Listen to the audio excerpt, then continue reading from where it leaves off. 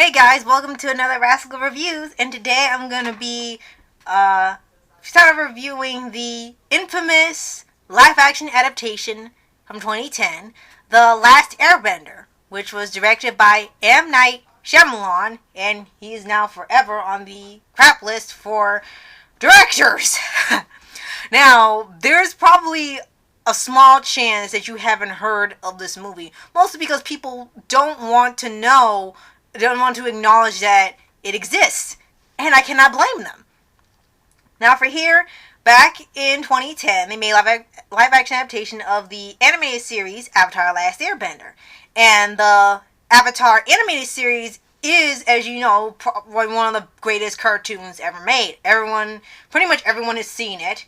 Well, almost everybody, and there's not a single person you can find who's watched it and said they didn't like it. You might have some issues with certain things, but there's never a person that says, oh, that show sucks. No, you will see that about the Last Airbender movie, however.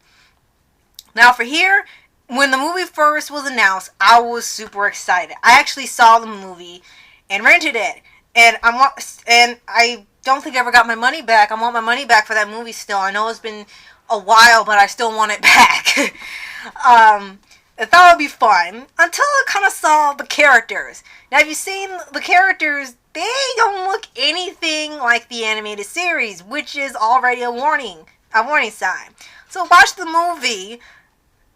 movie, and it's probably one of the worst movies I've ever seen in my entire life.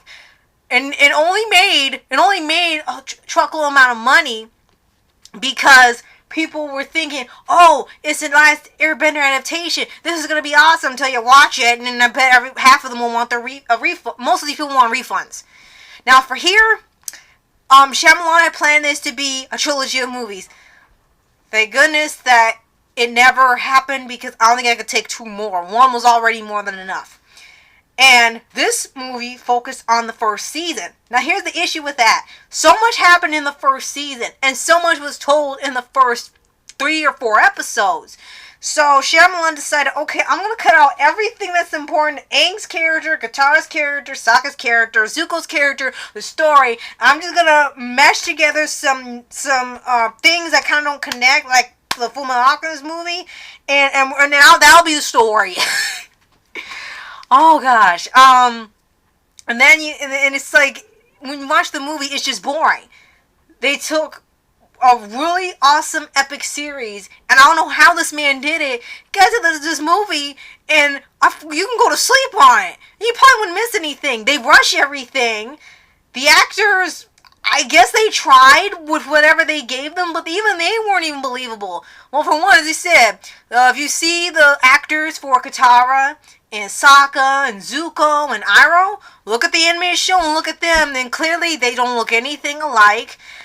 They've changed just pretty much all the characters except Aang. Nobody matches their animated counterpart for some reason.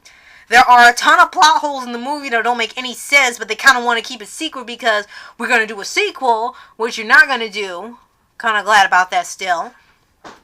And then when we have it, all the characters are also different. None of them act like the animated series. I mean, Aang is kind of similar, but he's not fun. I think that's what's really missing. He's really missing with the character. He's not fun. The movie doesn't have any fun whatsoever. They act like it's fun, but I think Shyamalan wanted to be an epic retelling where you take it seriously. Well, he took Last Airbender, the Last Airbender series seriously. It just was fun while you watched it. It was the perfect blend of comedy, action, adventure, fantasy, anime shoutouts. It was a fantastic blend. And then here is so busy trying to be serious that it's not enjoyable to watch. Like I said, Aang is sort of boring. I mean, he doesn't have much of a personality in here. He's not any fun whatsoever. Zuko, to the actor's credit, he actually was fine. Zuko, Iroh, and what was his name? Hold on, give me a second. It was Admiral Zhao, they actually were fine. I mean, no, they didn't look like the characters, but they acted the closest to the animated characters. Sokka, who's played by Jackson Rathbone, of all people, he was so just like dead serious. He was dead serious. He was like threatening to take people out. He wasn't fun at all.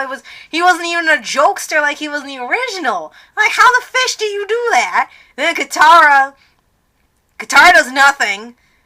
I mean, I'm not kidding. Katara does nothing. She has no character in here either.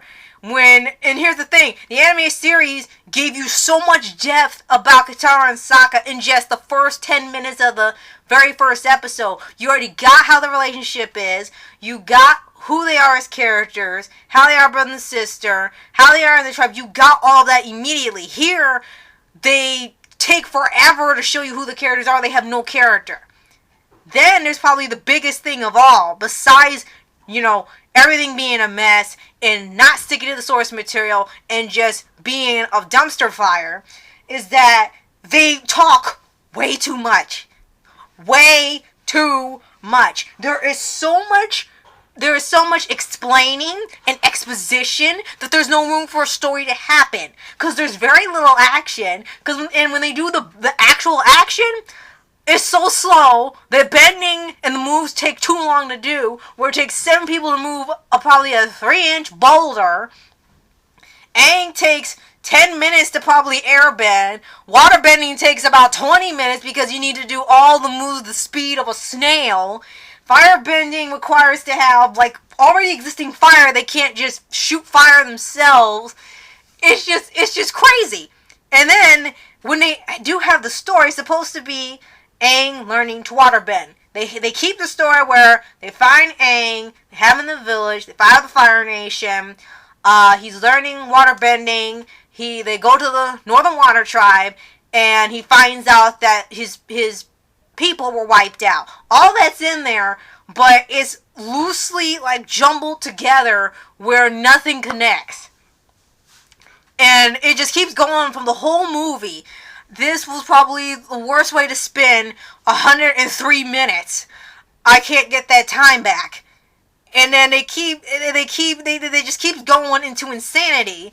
And then all the way till possibly the end of the movie, and they finally have the Fire Lord, who isn't supposed to be revealed until season 3, or the third movie in here, and he's revealed immediately, looks nothing like his animated counterpart. Zuko looks nothing like his animated counterpart. They put in the Blue Spirit, who does nothing. I don't know why they put that plot line in here in the first place. I mean, I know it's important, but the way they wrote this, they didn't need it.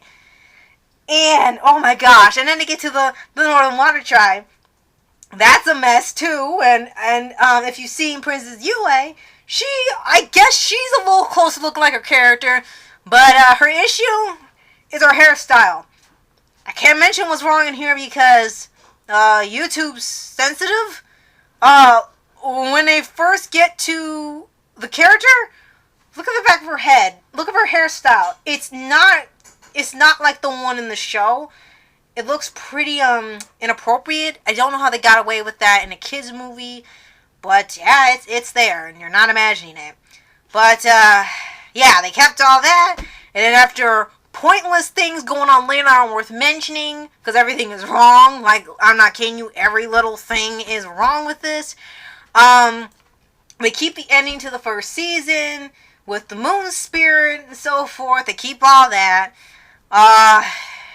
Well, there's a post-credit scene for a sequel that, thank goodness, is not happening, where they have Azula, who doesn't look like Azula, of course, who's supposed to be set up as the antagonist in the second and third movie. Yeah. Oh, wait, forgot to mention one more thing. They took out a bunch of characters. They brought in a new character who's called the Dragon Spirit.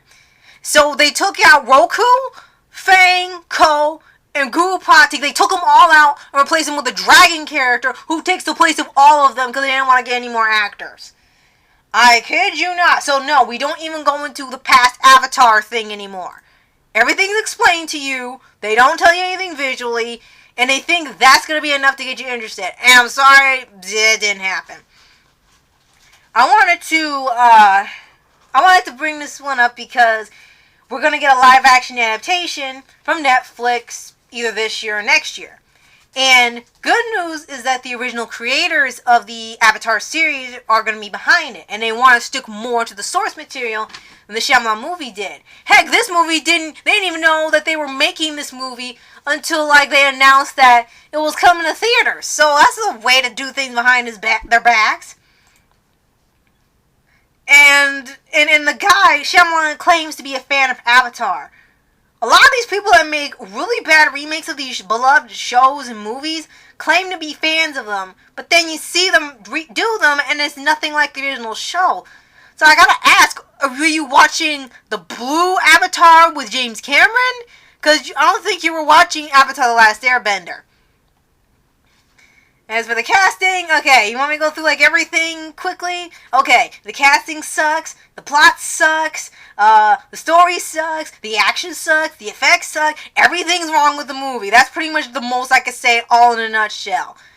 Oh my god, I'm just really grateful that they aren't doing a sequel. And I pray that the Netflix version is better. I don't want a live action adaptation at all. Just leave the animated series alone. We got that and we got Legend of Korra. Depending on how you think of that show, we got 2 amazing series. Leave it alone. Don't do live action. However, I do hope that is better. It has to be better than this trash movie. I never want to see it ever again. Once was enough. I don't think I would ever watch this again. Ever. So, yeah, that's what I think. Still, like I said, hoping for the Netflix adaptation to be great. And, yeah, if you've seen The Last Airbender, movie, rate as much as you want in the comments. Please be free to say as much as you want. Trash talk it, anything goes. And if you happen to like it, I question if you're okay, but it's still your opinion. Thank you so much for watching, and I'll see you guys next time. Later. Oh wait, no, I'm sorry.